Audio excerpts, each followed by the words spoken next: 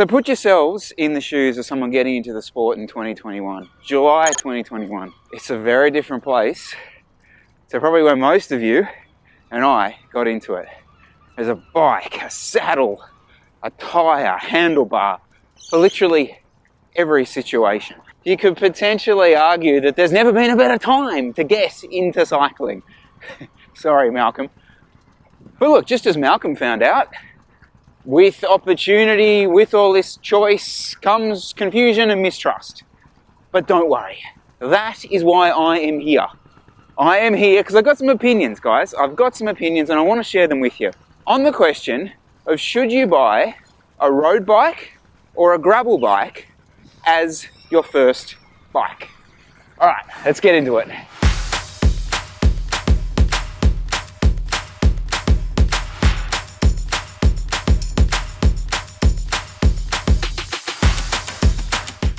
Now, before we get started, make sure you do go ahead and hit that like button and the subscribe button. In the last video, you guys were superb with that. Keep that going. It makes a massive difference for us. Let's get that subscriber number above 50%. Okay, now at this point, many of you know me, and you know that I have a foot firmly in one camp here, and I'm not going to shy away from that bias.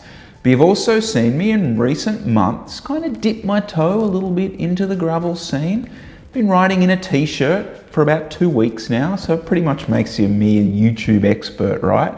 So let's start with a really rough crash course on the differences between the road bike and the gravel bike. Geometry. What's that? It's the basic angles of the frame. It's these angles that will change your relationship with the saddle, the handlebars, and the pedals.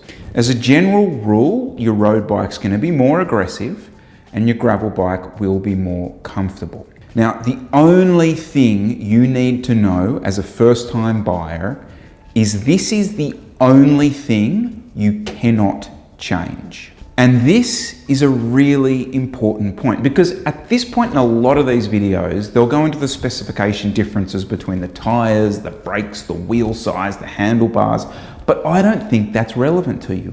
I don't think that's relevant to you as a first-time buyer, and I certainly don't think it's relevant to you as a first-time buyer in 2021 because road bikes now share or at least mimic a lot of these specifications that are now in gravel bikes. Let's take a look then at giant bikes and their entry-level road bike and their entry-level gravel bike. The entry-level road bike is the Content AD2, which comes with disc brakes, 50/34 front chainring, 11/34 rear cassette, 34mm tyres. Their entry-level gravel bike is the Revolt 1 with disc brakes, a 32/41 front, and an 11/34 at the back with 40mm tyres. So what do all these random numbers that I just shouted at you actually mean? Well, the braking, the way you stop, the gears, the difference between the highest and the lowest gear on your bike, and the tyres, your connection to the ground, are all really similar. So you can probably see where I'm going with this. The bikes are merging, but, and this is a very big but, they are designed essentially for different things. The clue is in the name. When you are deciding between the two, the first and really the only thing you have to consider is what road surface will you be spending the majority of your time on. Just like the people in our rim depth video who live on the Nullarbor Plain, video linked up here, if you live at the end of a 20k gravel driveway, get the gravel bike. But I would argue the majority of you don't live in that situation. In fact, I would argue the majority of you live in the city, surrounded by roads. Roads that you use to get around. Roads you see people riding bikes on. Roads you see and think, gee, it'd be fun to ride my bike on that. Then you go to a bike website, you're confronted with images of people riding the bike that you thought you saw in the city, but they're riding it in the bush, in that place that you visit like once a year. Okay, here's the thing. You don't need that bike. Well, not yet anyway. The entry-level road bike has everything you need. In fact, it accentuates the best part of the sport. The speed, the cornering, the exhilaration, the ability to ride further. The ability to ride further. That is a really important factor.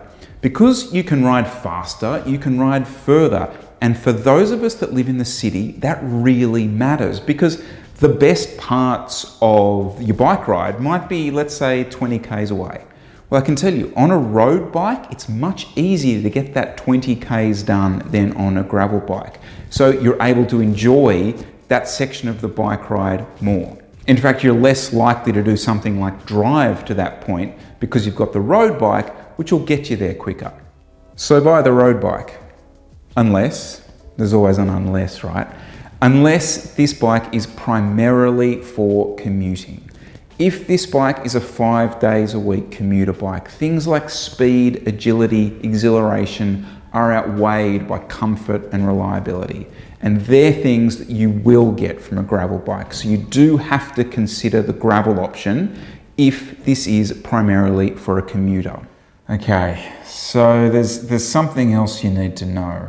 And I don't know how to break this to you, but in 12, 18 months time, you'll probably be upgrading your road bike or buying a gravel bike. And not because of some Apple product end-of-life procedure that cuts off the use of your current bike, but because you'll see someone else ride past you, or you'll see a post on Instagram, or your mate will ask you to go on a gravel weekend and you'll be buying a new bike. If you get into this sport, like most of the people who are watching this video, it's kind of inevitable. What you can do, however, is set yourself up with the best accessories known to man. And to do that, you head to KWT Imports. These guys from the Sunshine Coast are supporting our team. They support Australian cycling. Head over to their website, buy everything they have. Just everything, not just one. Just get lights, bar tape, tyres, just clean them out. Look, whilst I have crowned the road bike the winner of the question, what should be your first bike that you buy? The truth is, the dirty truth is that my gravel bike will do more kilometres this year than my road bike. On top of some of those gravel days that I've done, I use it for pretty much all my endurance riding, and I use it for all the sort of Sydney bike path stuff I do. But if you boil it down, if you put me up against the wall and said, if you could only own one bike, well, it would be the road bike. And I would also say that that's what got me into the sport. I didn't need a gravel bike before that. And I still think that holds true for everyone else. I should also add that if we're really going to get into it, road bikes look cooler. In fact, I don't know why I just didn't say that in the very beginning. Road bikes look cooler. Buy the road bike. Short vlog.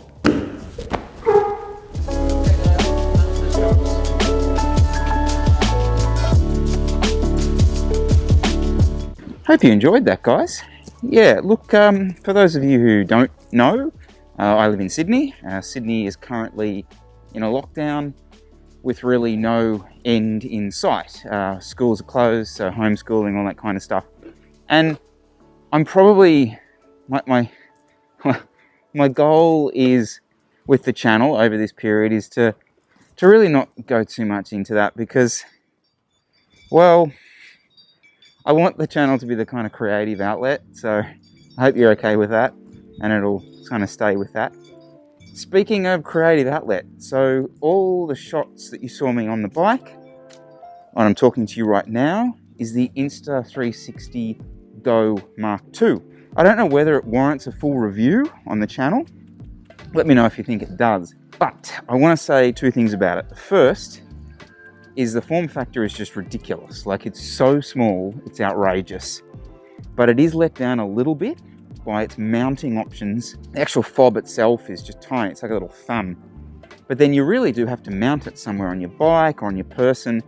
And that's where, well, you're beefing it up again. So you're almost using the mounts that you'd use for a normal action cam. Yeah, kind of defeats the purpose of that. And the other thing I wanted to say though is this. This is the most stable UI or firmware of any action cam I've ever used. I mean, you just get used to like GoPros and things corrupting files, turning off, battery just suddenly dying. This has been rock solid. I would say that, like, for me right now, this is my go-to action cam, 100%, purely for that reason. It is so stable. So anyway, guys, I'm heading up to do our shop. Make sure you do hit the subscribe button, hit the like button, and yeah, hope everyone's well, and we'll chat soon, hey? In other news, I got a drone, which is kind of cool, right? Seems to be what people do these days.